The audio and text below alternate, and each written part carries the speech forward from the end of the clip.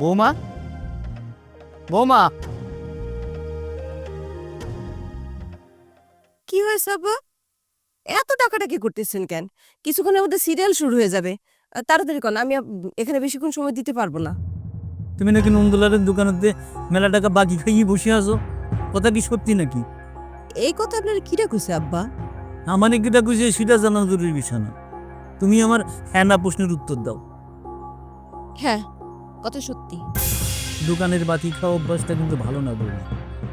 আমার যদি কেউ ডাকি কয় তুমি দোকানে মেলা টাকা বাকি খাইয়ে বসে আছো, শোধ করতে পারতেছও না, আমার শুনলে কিরম লাগে তুমি কও?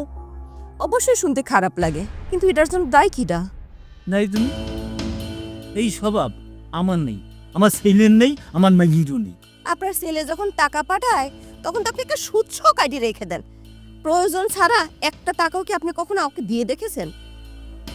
আর আপনার ছেলের কাছে যদি টাকা চাই তাহলে সেও বলে যে আব্বার কাছ থেকে চায়া নাও। তুলির জন্য প্রতিদিন কত টাকা খরচ হয় সেটা কি আপনি একবার ভাইবে দেখেছেন? খাবার খাতে সালিয়ে কিনে দাও কেন বৌমা? এত জীব লক লক করলে তো হবে না। শোনেন আব্বা, এখন যুগ বদলাইছে। তুলি যখন স্কুলে যায়, ওর বান্ধবীরা যখন কিছু খাবার কিনে খায়, তখন সে টাকায় থাকে। এটা দেখতে কি ভালো লাগে? আপনি দাদা, আপনার কাছে সেটা ভালো লাগতেও পারে, কিন্তু আমি মা হয়ে আমি এটা সহ্য করতে পারি না। আমাদের সাথে গরিব মানুষও কোনো কোনো কিছু কিনে খায়। তুলির বাপ দাদা কি এতই গরিব যে সে অন্যের খাবারের দিকে তাকায় তাকায় থাকবে? তা হতেই যাবে কেন? আপনার কথার মানে তো তাই দাঁড়ায়। আমি একটা মেয়ে মানুষ, আমার কত ধরনের প্রয়োজন থাকতে পারে। একটা টাকাও যদি আপনি আমাকে না দেন, আমার প্রয়োজনগুলো আমি মিটাবো কি করে? আর আমার সেই প্রয়োজন মিটাতে গেলে আমাকে তো ধার দেনা করতেই হবে। রাজা বাদশার মতো যদি তুমি চলাফেরা করতে চাও, তাহলে সেই চাহিদা মিটাবে কিনা? আব্বা, উদাহরণ তো শুরু হয়ে গেল না? রাজা বসার সাথে মিলাইলে হয়, তার থেকে উপরস্থ কিছু থাকলে সেটার সাথে আপনি কম্পেয়ার করতে পারেন। আমার কিছু কর দরকার নেই।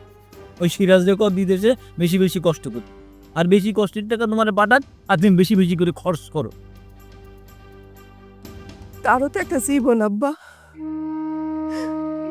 আপনার ছেলেরে কোন বেশি বেশি কাজ করি, তার বোনে টাকা না পাঠায় দিয়ে তাকে মরে যাইতে, সেটাই বোধহয় সবচেয়ে ভালো হয়।